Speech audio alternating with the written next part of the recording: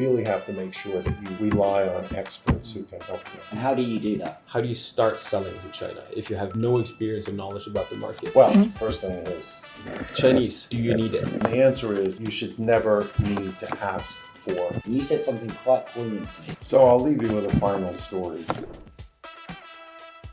Mike, welcome to the podcast. Thank you very much for inviting me today. I'm very happy to have you here. Thanks. Quick intro. You've managed organisations for 25 years. You are the founder of Rosenthal Business Consulting, international Vice-President for LehmanBush, Vice-President of AmChamUS, legal expert, lawyer. Worked for the U.S. Department of Justice for 8 years. Came to China in 2005. Worked on a lot of projects. Fantastic. It's just right off the bat question is, how do you come to China? Why? Well, Palau is a beautiful island nation, and when I was leaving, they didn't have very good internet connection. So I had to rely on the connections, as most people do when they find their next job. And so I had a good friend in Palau, and he talked to his boss, and they invited me to become president Asia Pacific for a company called Daylight. So that's how I got here. It was a fascinating job. My first introduction to China. I really enjoyed it, as you can tell, because I've been here now for 18 years. And I think 18 years probably, that is definitely a veteran level of when it comes to China experts. Yeah, not for age, but certainly for experience. Right? Yeah. And so, Mike, can you introduce a little bit more about your business, what you actually do in China? And I've been to a number of your events, and to talk a little bit about your events as well, please. Sure. Well, in this day and age, you have to be really flexible with the sorts of things you do. So I just try to get involved in as many opportunities as I can. So there's always opportunities for some type of consulting. So I started out with a great opportunity for 3 years to act as the Asia Pacific president for Daylight International. It was a company that had international hotels and ticketing systems. They had a resort in Palau. That's how I knew the organization, and my friend who helped me get a job with the company. So when I arrived, I was opening up stores throughout China and Asia, which gave me a great opportunity to learn more. I had an assistant, I had a car and a driver, and my wonderful staff helped me with learning Chinese and understanding culture. So I feel very, very fortunate about that. And then after 3 years with that company, I went out on my own and really had to start from the beginning because my education and experience was in law. And so now I was entering a field that was not only in business, but in a culture that I didn't know. So it's been a tremendous learning process all these years to better understand not only business, but the China culture. So I never have refused an opportunity, and so that's why I'm involved in many, many different areas. I do training, MC work, occasionally do some acting. I also am involved with, as Daniel mentioned before, International Vice President for LehmanBush, and in that position, I have the opportunity to get involved in many, many different deals. So there's always something new that we're looking at. We have a specialty in intellectual property and foreign exchange, as well as all the corporate issues like joint ventures, mergers and acquisitions, IPOs. So we do our best to provide advice to individuals who are outside China coming to China, foreigners who are coming to China, as well as Chinese who want to do business outside. And I work with a fantastic group of people who have great connections, and those connections allow us to provide the sorts of advice and support that other companies either can't or don't want to provide. So I'm lucky to work with a bunch of really intelligent people. I'm not really sure which track we should start exploring first. Which one, Jose, is your maybe not main, but your bigger passion, let's say like that? So I'm very fortunate because I'm passionate about all the things that I do. And so that allows me to explore different opportunities. Let's start with the training first. Yeah. So I do quite a bit of training, and my father was a teacher.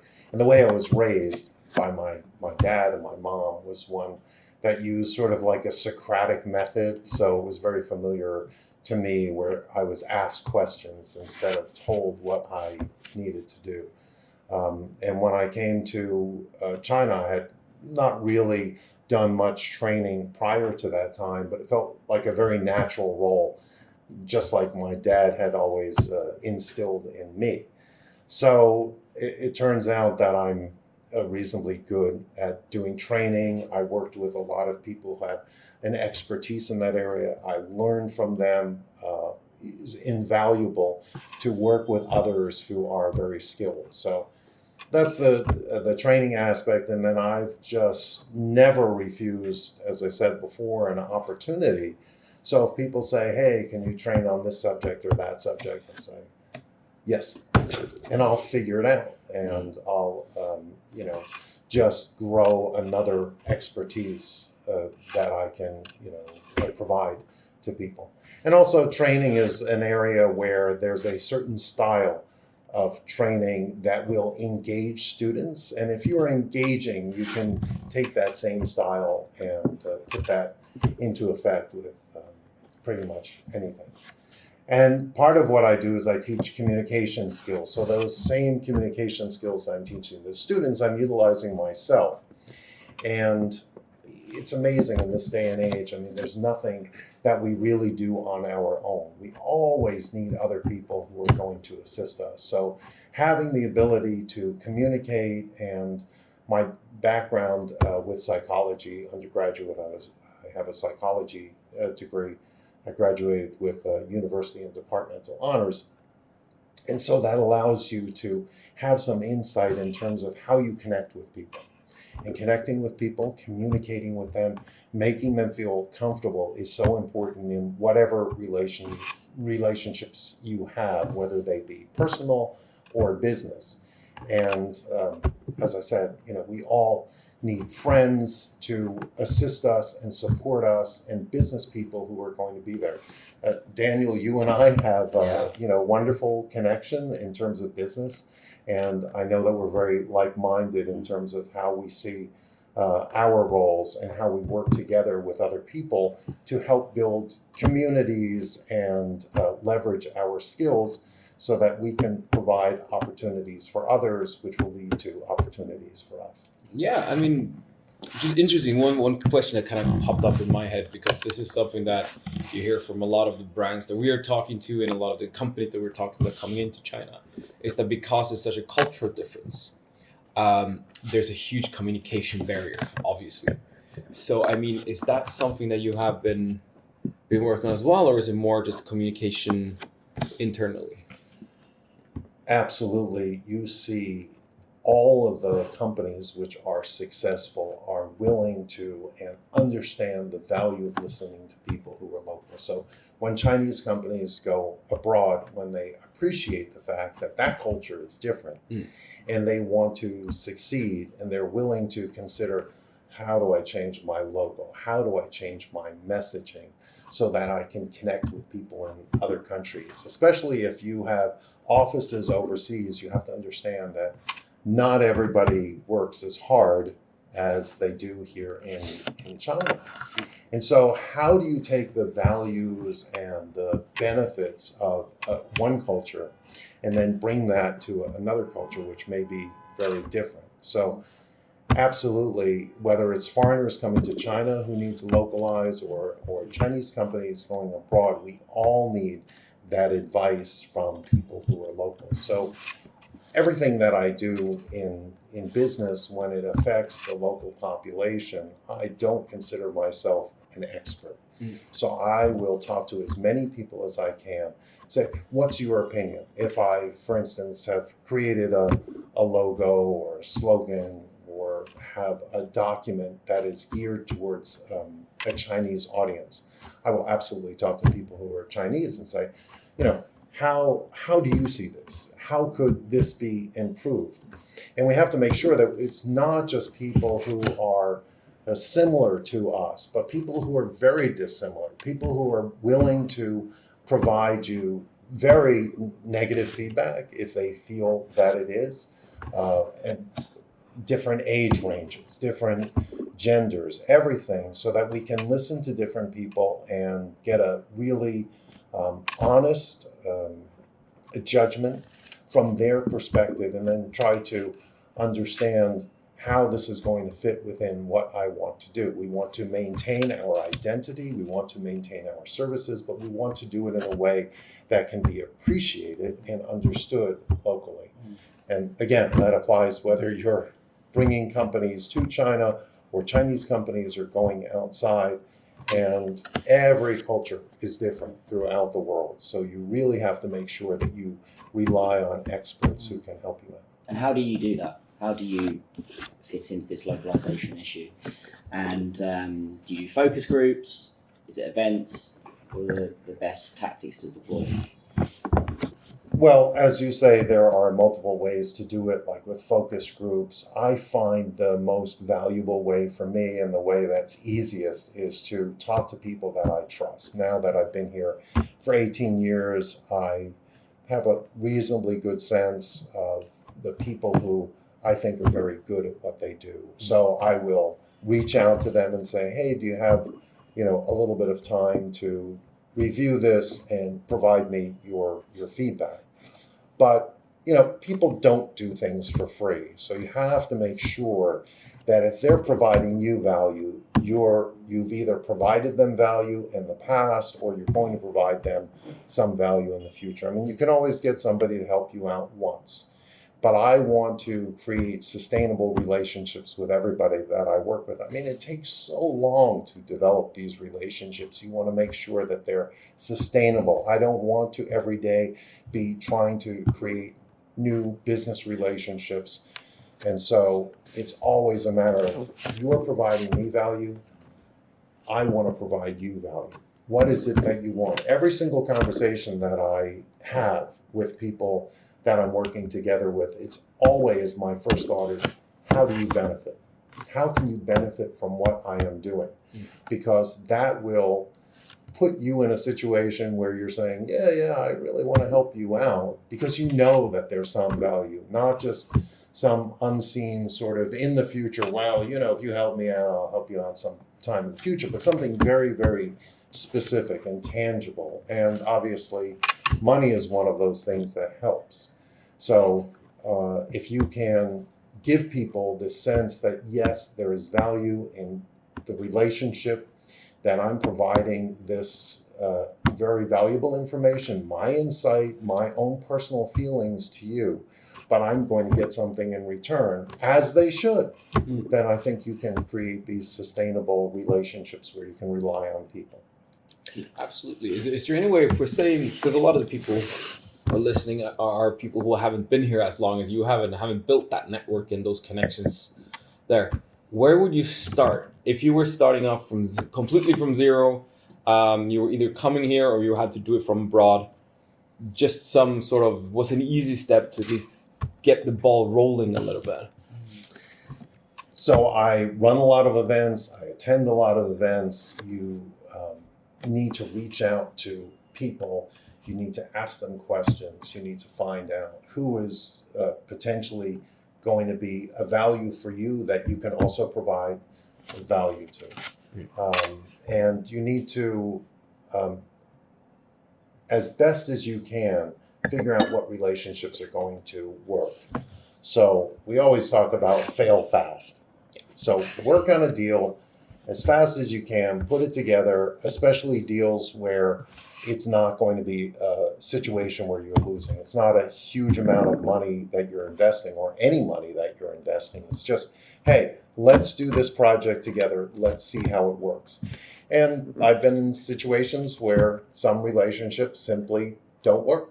And I've learned. And that's great, because that means that I know I have to move on to the next relationship. And then those relationships that do work and are sustainable for a long time are wonderful because any time of day you can, send the message to somebody and say, hey, can you help me out with this? And you know that person is there for you because you know that you are there for that person when they need it. And you're one of those people. You did that with me recently. A really great example. And a quick win was I was a judge, a business judge with a Shark Tank, Dragon's Den kind of shindig.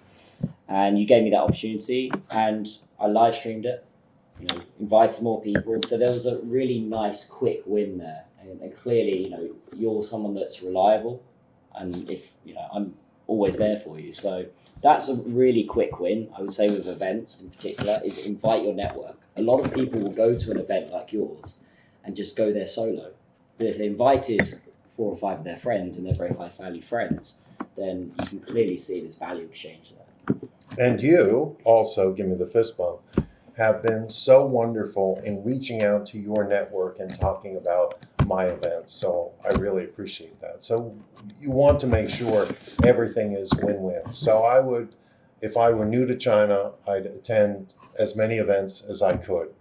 And I would meet people, and the first thing I would be thinking about is how I provide value to them. So for anyone who's coming in here, the first step, find events, go there, meet people, build network, try to make valuable relationships. Invite your network as well. Yeah. Yeah. I am much less. Yeah. You're doing that way better than I am. Yeah, can you tell us a little bit about the event you did recently, the one with Kerr? Because that was a really high value event, really great people, fantastic speaker. Sort of break down that event and actually talk a little bit on the conversion side, because your events are known for not just being great networking, but there's business deals and conversion afterwards, which is always a great benefit. Well, thanks for your very kind remarks. I appreciate that. I've known Kerr for many years because we were both members of the American Chamber of Commerce in Shanghai. And Kerr, I had just published a book, and I sent a message to him, said, hey, haven't seen you in a while. How are things going? I'd love to do an event with you also with the book. And fortunately, I've established this relationship over many, many years, and he immediately said yes, and then it was just a question of finding a date and an opportunity for us to do this, which worked with his timing because he's between China and the U.S. So what people will see is the ultimate result, which is the question and answer session. And I think during that entire time, I didn't refer to my notes. But I had started out by sending him, quite a few questions, I think about 50 questions. And then he looked at the questions and he gave me feedback. And then we met in person for an hour and a half. And we went through each one of the questions, and I listened and determined which are good questions, which are not good questions, and added additional questions. Then I modified what I had. I sent it back to Kerr. Kerr took a look at it. He modified it, sent it back to me. So by the time that we came to the event, there was really no need for me to rely on the notes because I had lived through that.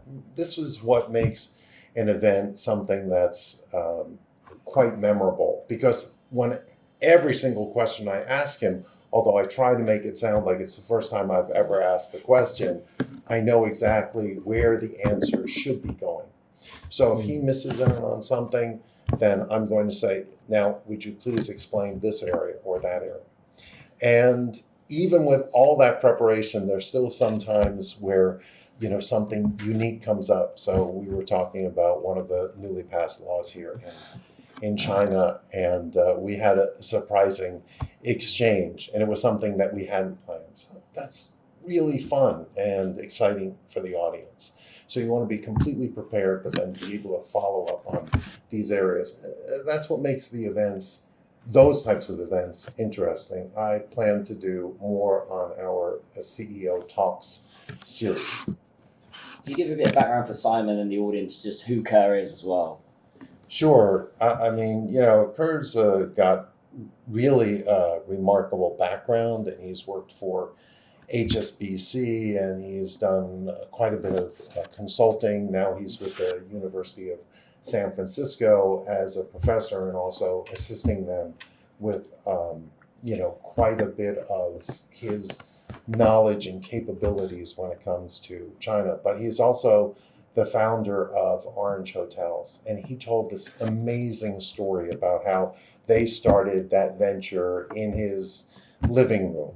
And he put this together, and they had put all of their weight into the Beijing Olympics. So before the Beijing Olympics, and again, Kirk can tell the story a lot better than I can, but they had set up 9 hotels, and each one had about, I think, 150 rooms. And so they were all ready to go, because during the Olympics, you're going to sell these rooms way above the rack rate. Anyway, there was an unfortunate situation, and the central government decided that they were kind of going to limit the number of people who were coming. So all their effort that was put into these 9 hotels in Beijing, where they had absolutely put their focus for months and months, didn't work out as they planned. But he still survived, and I think they sold the company for about $450 million.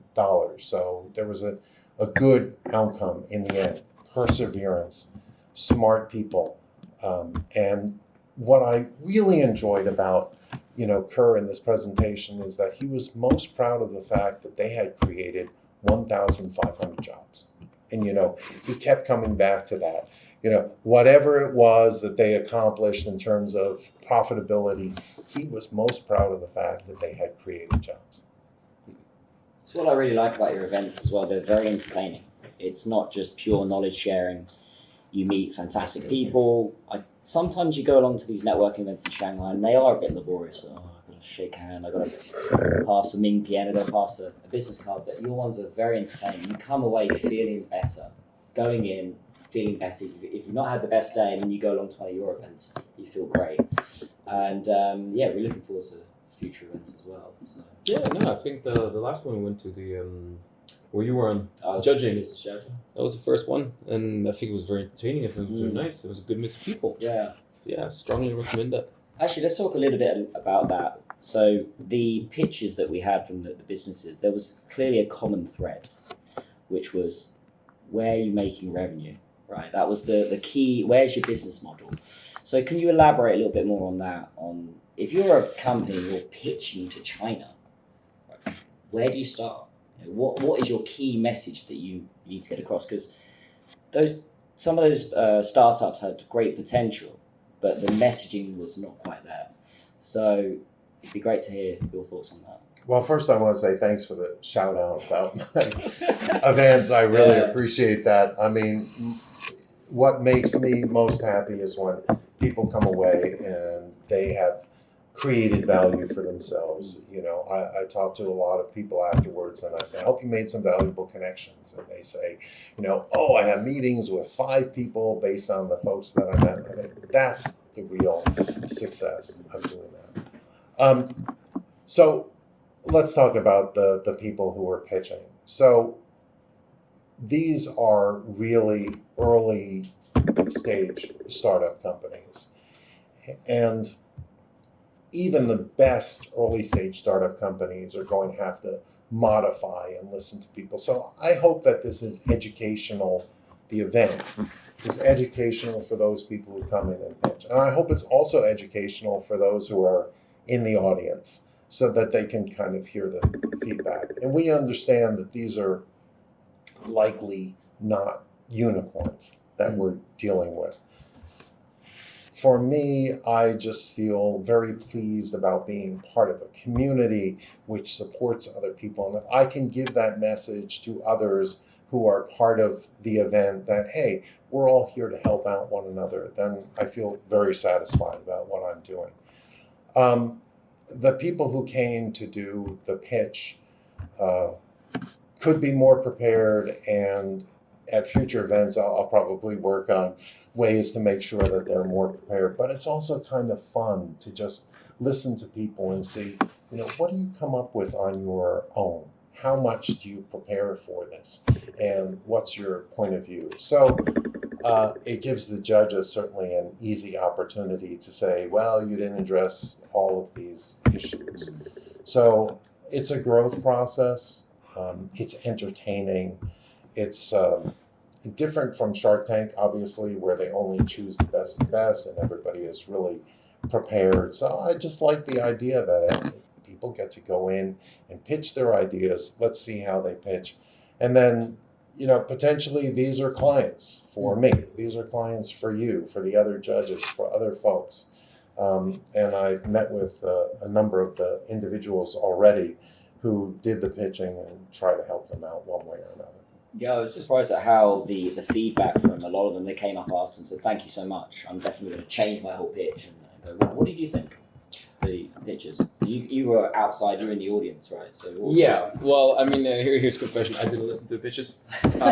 There was very good. There was very good people there in the networking. There was fantastic caviar. So I was eating caviar, drinking wine, and talking to people. Yeah. I'm sorry. But it's very enjoyable. That's a nice part about the event. It's the fact that everybody can find something that they like. So, somebody wants to enjoy the food and meet people, drink wine, and other people are interested in the pitch. That's great because, in life, that's what happens. People have different interests, different desires. Absolutely. I would just like to bring it back a little bit to the same thing about the revenue question. Because I think one of the big challenges for many people when they come over to China is different, and you're trying to set up and trying to get going, and that becomes immediately, revenue and then sales. And you seem to have been doing, pretty well for yourself here. So since you have good at communication, I'm assuming that you have some advice and some ideas. How do you start selling to China if you have no experience or knowledge about the market? Well, first thing is you need to have a product that you can sell. And then you need to be able to create a pitch and utilize that pitch and see how people react to that and understand them better. Sales is about asking questions. We see on TV and in movies where everybody says, oh, this is the greatest product. You want this product. And that's not the way sales works. Sales works the other way around. You ask people, what do you need? How can I help you? What gives you nightmares at night about your job? And so I think that the first thing is absolutely, if you're in sales, you want to ask questions, you want to show people what are your products or what are your services and how would this fit within what you want. Yeah. And let's just assume money is no object and you didn't have a contract with other people. How could I help you? And learn from those people. Everything is a learning process. The amazing thing about China is, and the world, we should say, but especially I see it in China, maybe because I'm here, is that the population is so adaptable. Things change so quickly. So you may have a strategic advantage today. 1 year from now, you may have no advantage at all. Other people have come into this crowded market. They figured out a way to do things better. So everything is constantly changing. You need to be flexible and adaptable. You need to listen to your clients. You need to ask them as many questions as you can. And then hopefully, if the organization works as it should, as a salesperson, you can go back to the leadership and say, hey, my clients are saying this is what they need. How can we achieve this? Yeah. And it's those companies that are able to do that and work together as a functioning team that are going to be the most successful.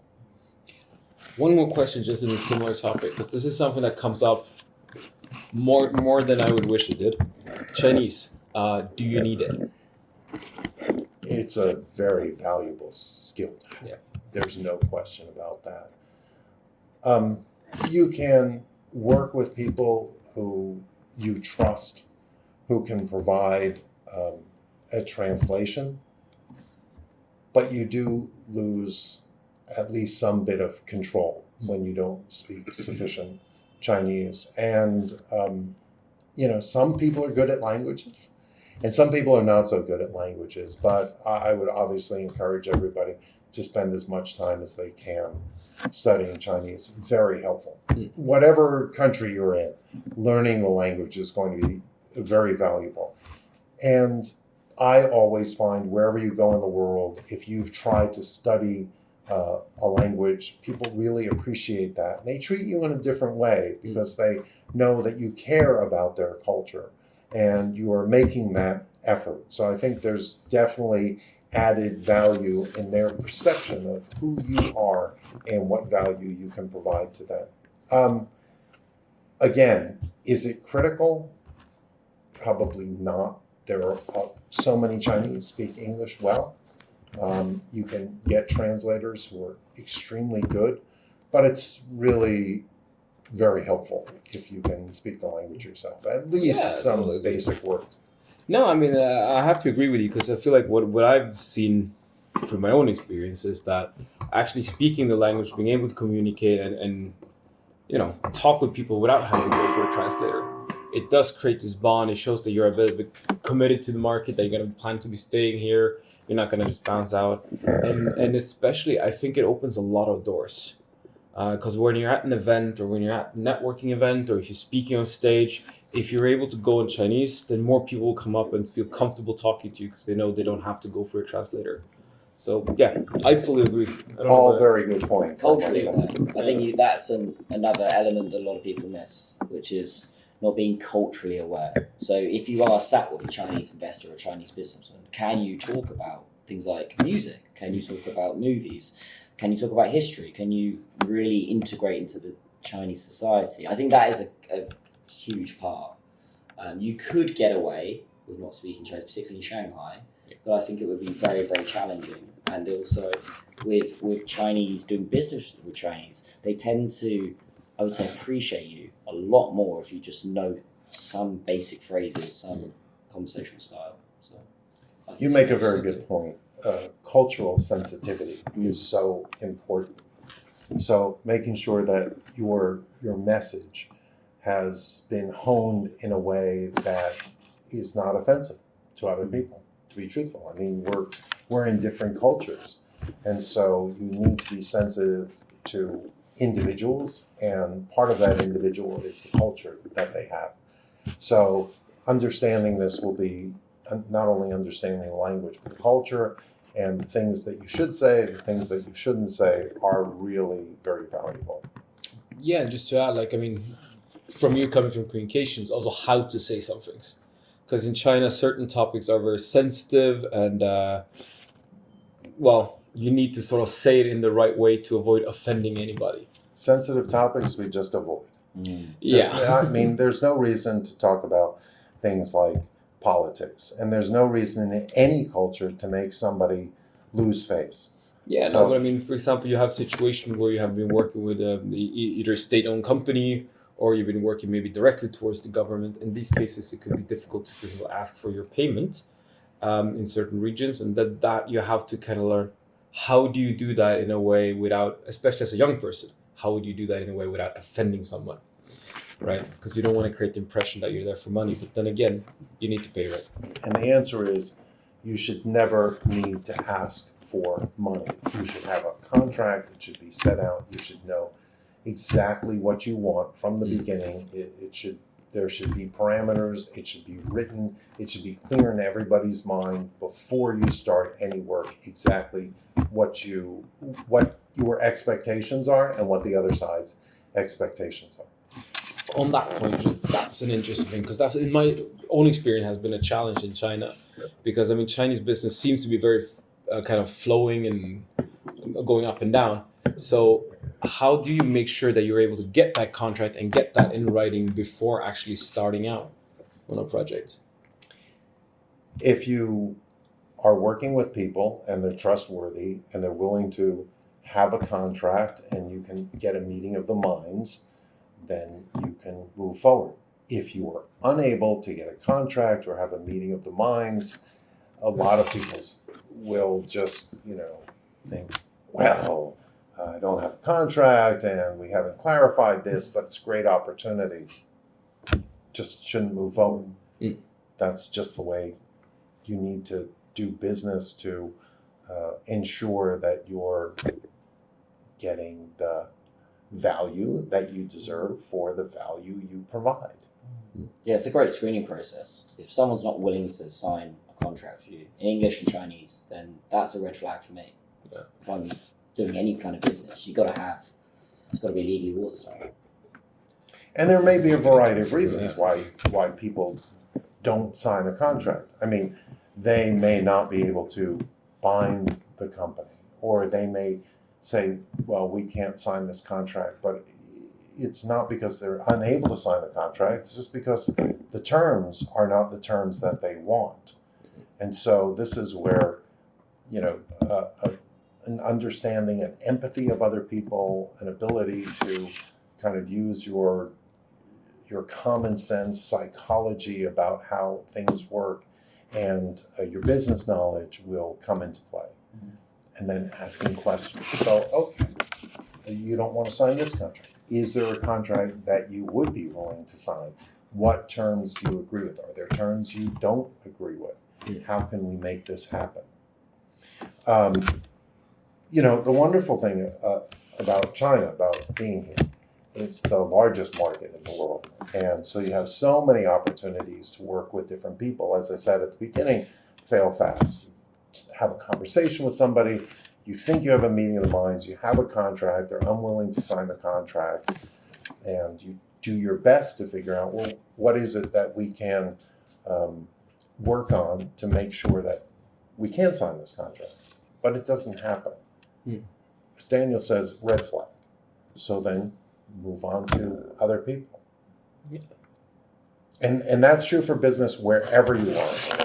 That's just a common sense, universal proposition. So no contract, no business. Depends on the nature of the business, I think. I mean, we don't have a contract when we do things, but that's because there's trust, there's meeting of minds, and there's clear deliverables and results. And ROI, not in the sense of monetary terms, but certainly we've both exchanged value. And you said something quite poignant to me in the car. We had a taxi ride last week, didn't we? He said, if you do a favour for me, I'll be your friend for life, which was really, really significant, really hit home for me. And it's the same with you as well. I'll be there for you when it comes to doing business events. And that is a real way to move things forward, is you don't always have to have a contract. Legally it protects both parties, but a good way to kick off doing business together is to create value and make money from the start. I think that's always a great way to kick things off. Yeah. So I would just say, and this speaks directly to what Daniel was talking about, there's a big difference between when you're putting up money and there's going to be a specific cost involved, and you're just spending a little bit of time. I mean, again, with the idea of fail fast, I'm always willing to do something one time, spend a little bit of, an hour or two, have a meeting over coffee and talk about something, that's fine, and get a sense of who that person is. So Daniel and I don't need a contract in terms of the things that we're doing now, because there's never been a monetary exchange, right? We're just doing it. He helps me out, I help him out, and so it's win-win situation for both of us. But if we ever had a situation where there was going to be a certain amount of money coming in and we needed to split that money, we would really have to sit down and talk about the terms, like how much are you making, how much am I making, what value are we putting in, how do we decide, how we split up the money. And what's interesting is that everybody will think that their value is more than your value in most situations. So it's a challenge for a lot of partners, especially when they start out, to figure out what's the value that they're going to provide. And a lot of partnerships and friendships don't last that long because people have different expectations. All you need to do is put in a contract. My expectation is that you will do these things. My expectation is I will do this. And if we earn income, this is how we're going to split. Sit down, work it out. Have a glass of wine or coffee or something like that. And if it works, it works. And if you find any issues that can't be resolved at that sort of meeting, well, you know that in the future it's probably not going to work out. And that's okay. Everybody thinks in a different way. Everybody has different values. So again, as I said before, it's such a large market. There's so many opportunities out there.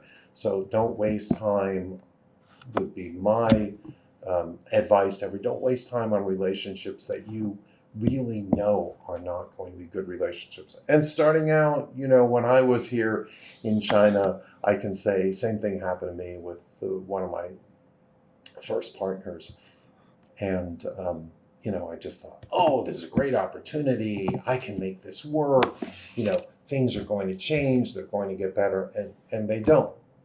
People are people, situations are situations, and you really don't modify that. Just like when you're going into a marriage, assuming, well, I like my husband or I like my wife, but they need to make these certain changes, and I'm sure over time that will happen. Well, probably won't. Actually, the differences will probably become greater and more noticeable as time goes on.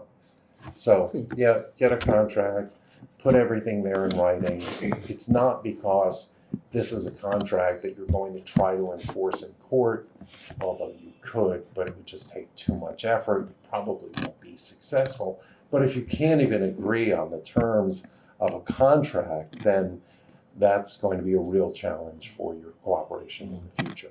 Absolutely. Step by step, start out just like, Daniel and I work together, but we do it in a way that there's, a very easy, entry into the business relationship, and you get to see how the other person works and just judge that. And we're very accountable for each other. So we have feedback. We actually had feedback after the last one. What was good, what was bad, how can it be improved? And that keeps us both checks and balances as well. So Yeah, no, because one thing that I keep hearing from both of you guys, both here and outside of the podcast, is fail fast and fail cheap. And it seems, because I've been doing most of my business in Ningbo and Hangzhou, so I haven't been in Shanghai that much. But when I come up to Shanghai, that seems to be something that's really clear here. People don't waste time. It's really, okay, how can you try, go in, get it done? Oh, it worked, it didn't work, stop it, or keep going. While I'd say more in Ningbo and Hangzhou, where I'm more familiar, is a bit more slower. And then especially if you get to most of the brands that we're seeing here, they have this idea okay, no, we're going to take this product into market. Let's start trying on Tmall. I didn't work this year. Next year, maybe. I didn't work this year. We'll go for 2 more years and see if it starts working. But that sounds like it could be completely wrong then, especially in the Shanghai market. Well, why don't you tell us your biggest success and your biggest failure so far? My biggest success was probably a sale I did where I spent about 1 week, and it was a sales value of about 870,000 RMB. And we had the contract done and drafted and sold it and delivered everything in about 3 months. And my biggest failure is, ended in a legal battle. That was not very nice, and it didn't end very happily for anybody. And that took about 8 months, and everyone lost a shitload of money. So what are the lessons that you learned? Fail fast, fail cheap. Daniel, how about you? Your biggest success, your biggest failure? the biggest success would be starting the business. So really starting and doing exactly what I wanted to do. Influencer business. That would be one, but the other business would be the marketing business as well, so the consultancy and marketing. Being an influencer has become a hobby. It's become my life. It's become what I really enjoy and what that phrase, passionate about. Failure would be probably staying in employment for all those years. On the plus side, I worked out exactly what I wanted to do, but working in an office for a boss, never again. But I see that as somewhat of a failure, but also probably a learning curve as well. And I probably wouldn't have been any good. So it really set me up nicely for actually doing the business. And on that point, you've managed to build a fantastic, loyal team, which is what you mentioned about Ningbo. Ningbo seems to have, there's a culture, isn't there, generally of loyalty with employment, and attrition rate is a lot less than in Shanghai? I mean, I haven't experienced that much in Shanghai because I don't have employees in Shanghai. I've had employees in Ningbo, I had employees in Wuhan, and I never had trouble with loyalty. Sure, we had issues with employees like everyone else have, but whenever I came to Shanghai, I keep hearing from so many people that they're having issues with loyalty, and their team are leaving them, and they're not able to get people around. You'd mentioned loyalty, and we have people mention loyalty before as something that is actually a strength here. So I would just, what's your take on that, especially maybe in Shanghai? Building and maintaining a team and growing a team.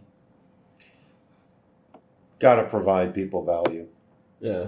You have to understand who they are, what their desires are, how they want to move forward in their lives, and you need to support them, be a good friend to them, and make sure that they feel that you're there, you're a partner in their life. I mean, that's the way you create loyalty and teams that really work well. I mean, there's other ways to do it. If you are paying people a lot of money, obviously they're going to engage in the activities that you want them to engage in, but especially when it comes to partnerships, and nothing can be 100% clear in a partnership in terms of, this is the value you provide, this is the value I provide. It's going to be very subjective in many ways. So if you want loyalty from people where you're not given just they're responding to your requests in terms of money, then it needs to be obviously about your personal relationship. And that personal relationship is where they have respect for you. You provide them something of value, which is your empathy, training, support, all of these matters which are not subject to, a paycheck and, something that is difficult to kind of quantify. If you look at the best leaders in the world, right, when people rate leaders, it's all about empathy. And empathy is a word that is very expansive, actually. It means the ability to appreciate and understand and communicate with people in a way that they feel comfortable and they feel that you've got their back, or at least you're trying your best to be fair. Fairness is so important in every relationship. So that's how you build loyalty, by being fair, being a good leader, and communicating people in a way that shows respect for them. Yeah, no, because I mean, I think it's something that is interesting because when I talk to quite a lot of people, and there seems to be a common issue in Shanghai, especially that they're struggling to keep good people around and good people leaving them, and there seems to be always about salary. It's like, oh no, they want to get paid more. But when I'm listening to you and then the previous guest we had, there seems to be like, no, there's actually a lot more. Sure, I mean, people aren't going to work for free forever, but it seems to be as long as you treat them with respect and you provide them with value and a place to grow and the ability to make decisions and feel like they are building something, not only working for someone, but they're part of building something, you're actually able to build that kind of loyalty here as well. In my conversations and my understanding about people, while you may hear a lot about how the Chinese population are motivated by money, and they are, as they should be, as everyone is, you will find that they have, especially the newer generation, really have, their feelings, their emotions, like all of us, like human beings, are very impacted by the relationship. And if you can provide them value that goes beyond monetary, you really do see loyalty in a lot of people. And so you just have to have those basic principles that any leader would need to have. Now, that doesn't mean that you can have good leadership skills without any money. People have to be compensated for the amount of work that they do. And a good leader is somebody who sits down and figures out, what's the value that you provide to me? How important are you to this team? And I want to compensate you for the amount of value that you are providing to me. Yeah. Can you break down a simple example, something that you did that incentivized maybe not on a monetary level, but something that you deployed and your employee was empowered by that and stayed loyal and stayed loyal to you for years? I would say every day it's my obligation for everyone who works for me on the team, including you, Daniel, to say, hey, I really appreciate your efforts. Thank you very much. Provide me feedback. How can we do a better job? What sort of value can you get from that? These are exactly the conversations that we have had before over the past, even just the past couple weeks. And this is the same conversation I would have with everyone who provides any value to me, whether they're a compensated employee or somebody who's a partner, or people who are just helping out with the vision of us working together in the future on something that's bigger scale of the sorts of things that I'm doing now. Key takeaways for today. Doing business in China. You're a company, you come into China, what would be the starting point? So first, understanding the culture is absolutely critical. Finding the people who are going to help you. Taking the time to understand the local culture, the language, as you pointed out before, is very valuable. You can't, if you come from, let me just finish, when you come from another country and you don't know China, it's a little bit difficult to find people who are trustworthy and people that you can rely on. And because the cultures are quite different, somebody may say, well, in China, the way it works is like this or like that. And even for me, when I came here 18 years ago, especially because I was a lawyer and I was dealing with some legal issues and people would tell me about the law in China, it was like, really? It works that way? That's a surprise. So it's difficult for foreigners, I think for Chinese going abroad, for foreigners coming to China, to understand these significant differences in culture. You have to have an open mind, you need to listen to other people, and you need to find the right people, and that's a little bit of a challenge. Because that's sort of thing that we are getting. Learn the local culture, learn the local language, find people you can trust. Which, I think is all great advice. But if you take it a little bit step further, just practically, how should they start? What's like a simple way, if you just landed and got off the airplane, what do you do tonight? Yeah, well, look, there's no simple way to do this. You need to take time. You need to listen to people. You need to establish relationships, and you need to use your own common sense and judge, whether these people are helpful for you or not. The same rules apply wherever you are in the world. You need to make a judgment of every person that you meet. Are they going to be helpful for me in the future? Are they not going to be helpful for me in the future? How can we work together? But again, my message is always make sure that you are willing to benefit those people. If you go into a relationship thinking just, well, here's what I need. Here's my list of things I need. Can this person help me?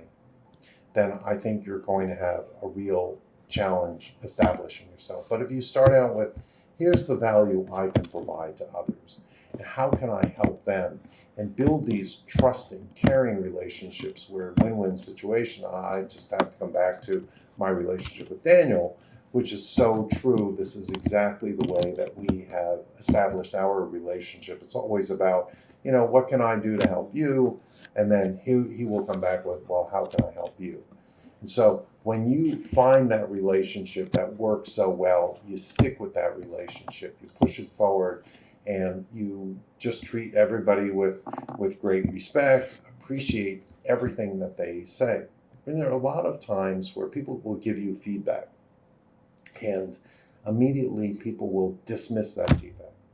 It doesn't fit within their worldview, but there's something valuable about that feedback. So everyone has some valuable feedback to provide. Maybe it's a different demographic. It could be based on age or gender or something like that. And I think that oftentimes people are too dismissive of something that doesn't fit within their worldview. And so we need to understand that everybody has a valuable point of view. It may just apply to that person, but that's valuable. It may apply to a whole range of people that are within that same demographic. You need to do your best to listen to them and discern what is it that they want. And of course, everybody has their own personal dynamics and their own biases, so you need to kind of think that through. But just to dismiss other people's ideas is not going to help you to improve what you're doing. Everybody, again, I would just say, everybody has some sort of value. And then you will find throughout your career that certain people are really good friends, and you can maintain those friendships and, take time to sit down with them and ask, hey, what do you think about this situation? And as you are providing value to them, they are also receiving value in terms of how you can communicate this and working through problems. So wherever you are in the world, whenever you're doing business, everybody is self-motivated. The question is, how do you make sure that their motivation and your motivation are linked in such a way that you both have potential benefit together?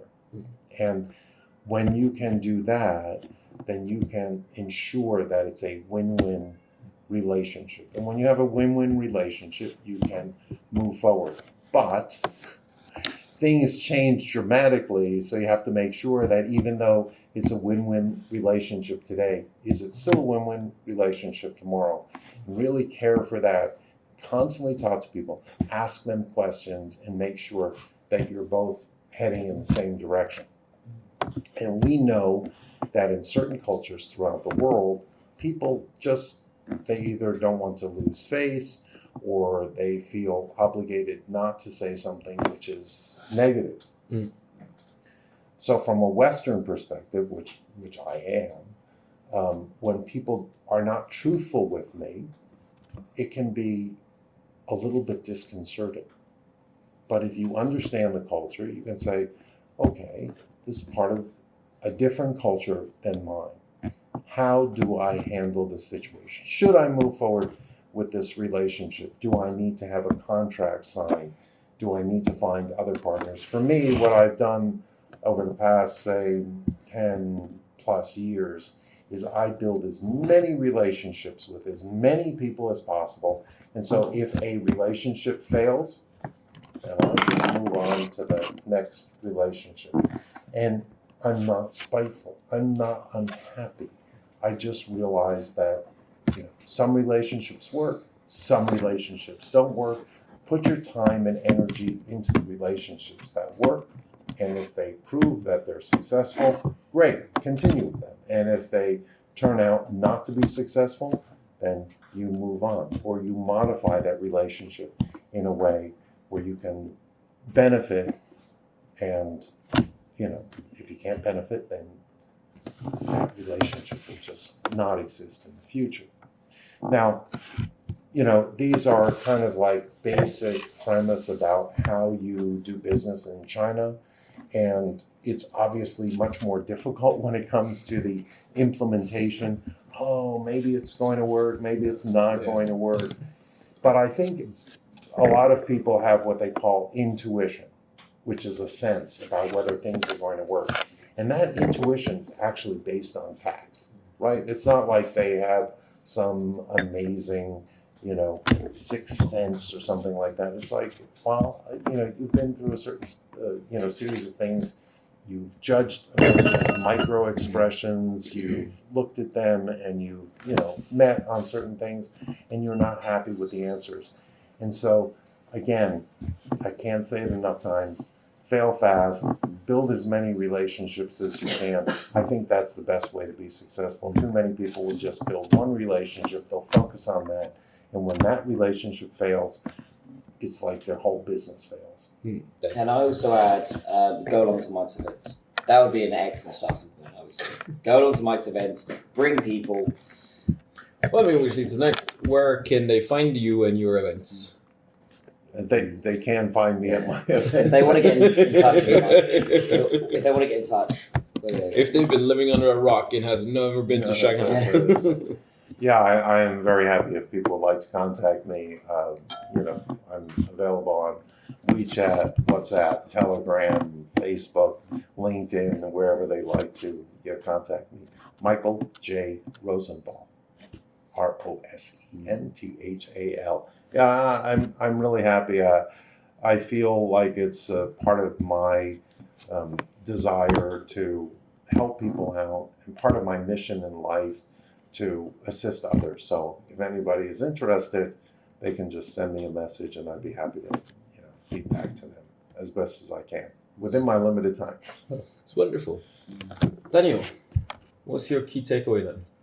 Key takeaway is build friendships. I would say that's the big one. Coming to China, a lot of people are here to plug their product or service. They don't think friends and network, and that's where people buy from people first as well. And that's something certainly I've learned from Mike, is really build your friendships. Know people, and look after them, and they'll look after you. Yeah.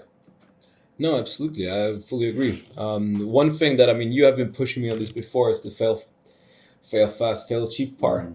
I've been talking about trying to set up my own social medias for not that long, but a little bit. Couple months. You just keep saying, keep posting, start posting. Do it now. Yeah. And I think that kind of falls into it. If I'd started 2 weeks ago, I would be 2 weeks more down the line. And maybe it works, maybe it doesn't, but at least I know that. So I'll leave you with a final story. Because I'm a lawyer, and when I came to China, I wasn't a businessman. I didn't have business experience. I certainly didn't have the experience I do now. So I would go to networking events, and in a very draconian way, I would have in my mind, what is my company? Daylight is a company that whatever it was. And this was my pitch to everybody that I met. And after time, I realized, I wasn't really getting to know other people. I wasn't really understanding their values, their desires, what they want, which is absolutely critical to every sort of relationship that you have. And so I kind of threw that out the window. It was no more about, what my company does. It was like, what do you do? What do you need? How can we work together? What are the benefits I can provide? And part of that benefit, and Daniel knows this well, is like, well, I can't provide that, but I know somebody who can. Maybe I can connect you. So I would say almost every day of the week, I am connecting people in some way with a WeChat group, with other individuals who potentially can help them out.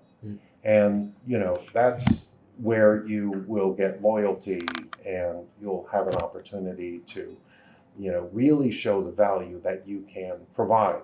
And from my perspective, honestly, this is the sort of thing that I really enjoy. If I can connect two people together, if I can do an event where people are happy and they've met new friends or they've met new business partners, I feel very satisfied about that. And, I think everything that you do, which is positive, comes back to you in the end. I mean, it won't come back just like, okay, I've done something good, I've made some connection, I'm immediately going to get compensated. No way. But in the future, if you work with the right people and you provide them value, at some point in the future, they're going to say, Mike was the guy who made this introduction, and he's a good guy, and you should talk to him.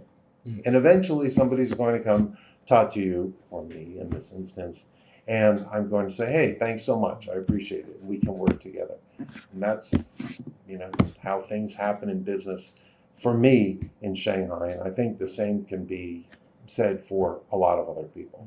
But it's all about a selfless attitude of helping other people and knowing that in the end, if people know you as a guy who's a connector, who's a nice guy, who's trying to help people out, then that value will come back to you. Thank you, Mike. Thanks, guys. Really appreciate this opportunity. It's great to have you here. Wish you much success in your podcast, and hope to be back one of these days again.